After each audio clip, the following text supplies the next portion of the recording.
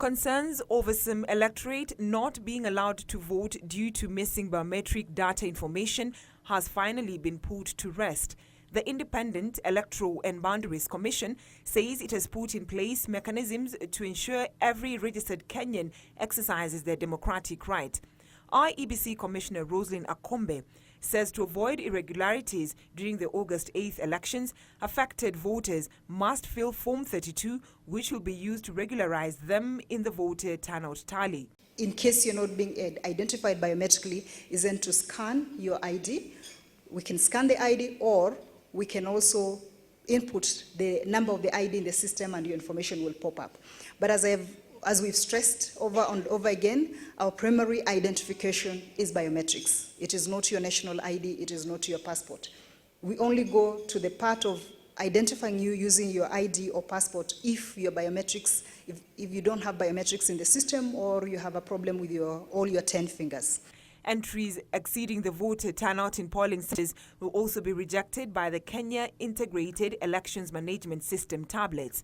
At every intervals, 3-hour intervals, the presiding officers need to report to each of the returning officers how many ballots they have given. That must be consistent with the voter turnout as given to us by the KIMS kits.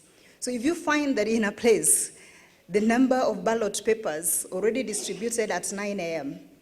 are different from the number of the voter turnout, you really know then there's a problem going on there, and then you have to fix it before it gets worse. Speaking during a forum on election preparedness convened by Kenya Daima, Akombe assured Kenyans of a transparent system of relaying accurate election results, while at the same time warning returning officers intent on manipulating the electoral process. Like 2013, when they could have gotten away with anything, this year, the law requires that they be held individually criminally liable for anything that they do in the polling stations. And we've been trying to ensure that we remind them and ensure that in all the trainings, all the presiding officers are reminded of this. This even as the judiciary says it is prepared to handle disputes arising from the polls within legal timelines. The head of the Judiciary Committee on Elections, Justice Masanga Bugoli, says judges and magistrates handling election-related matters have been trained on election offences. We have taken an oath of office that we shall perform our duties without fear or favor, ill will or affection.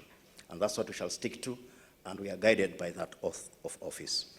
That attack on judges, either collectively or personally, does not sway our determination to determine disputes according to the law, evidence, and the facts. Kenya Daima Steering Committee Chairperson Vimal Shah is however calling on Kenyans to support IEBC and the judiciary as they discharge their mandates. For Channel 1 News, I'm Brenda Zeda Radido.